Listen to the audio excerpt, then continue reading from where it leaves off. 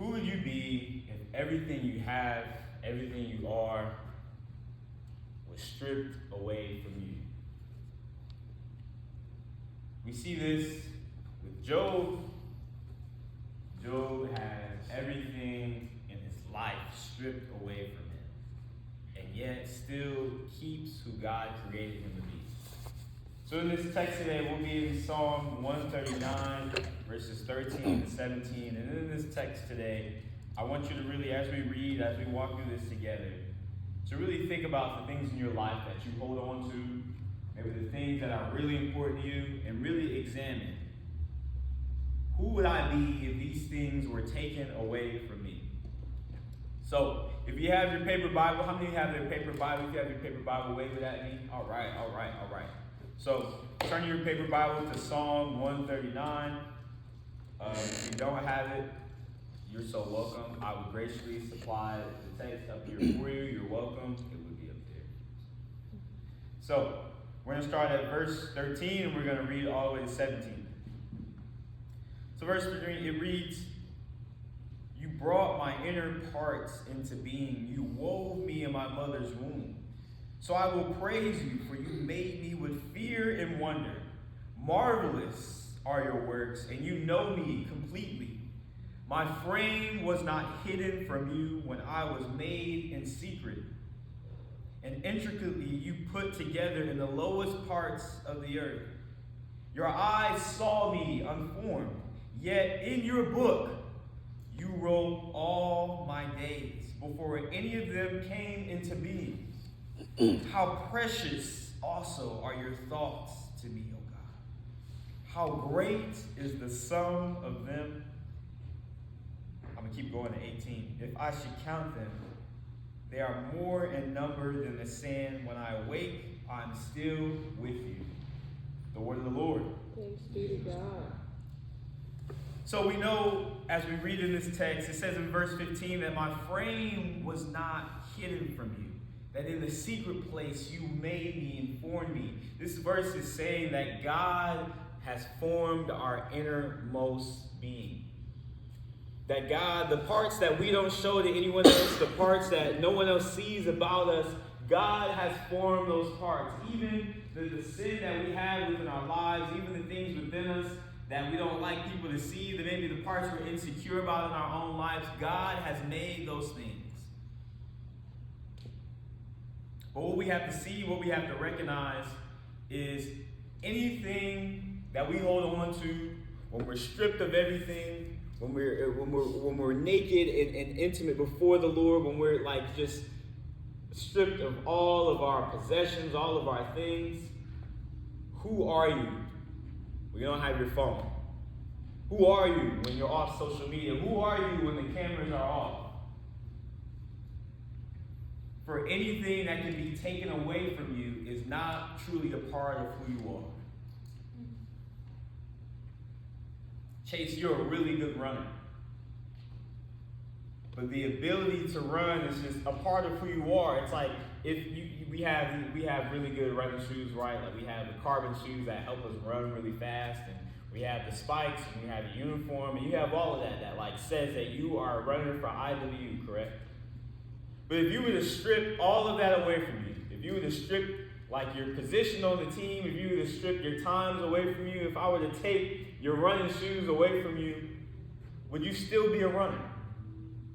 Sure, I've taken away the equipment, I've taken away everything that like helps you run and that complements your running ability, but your ability to run is just within you. None of the things that help you run, none of the things that you put on when you go for a run make you a runner. What makes you a runner is that you have put in the work. The Holy Spirit has enabled you and empowered you to train and to pursue running. And now running ability is just like who you are. And it's like in the innermost being of who you are. And we see this today where it's like, it's very common where like we take the things that are supposed to complement our gifts to be like the very thing that is our gift, right?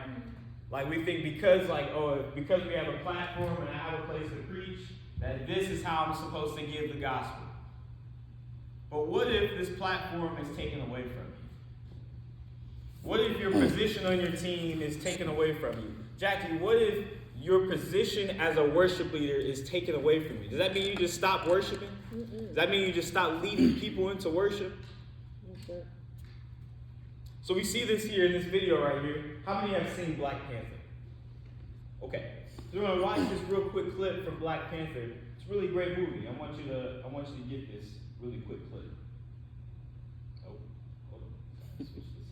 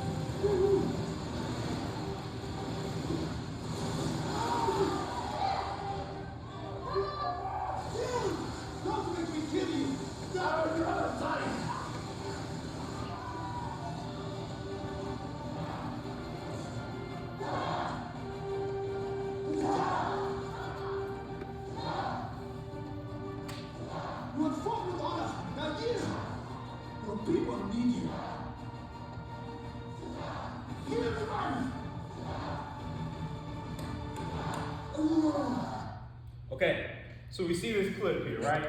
We see how, like, M'Baku, that's the other guy, he's giving him the business, right? But just to kind of give you a little context, right? How much time are we at? You have 2 weeks. Okay. Just to give you a little context, when he goes into this battle, he's stripped. He says, no powers, no claws, just a boy not fit to lead.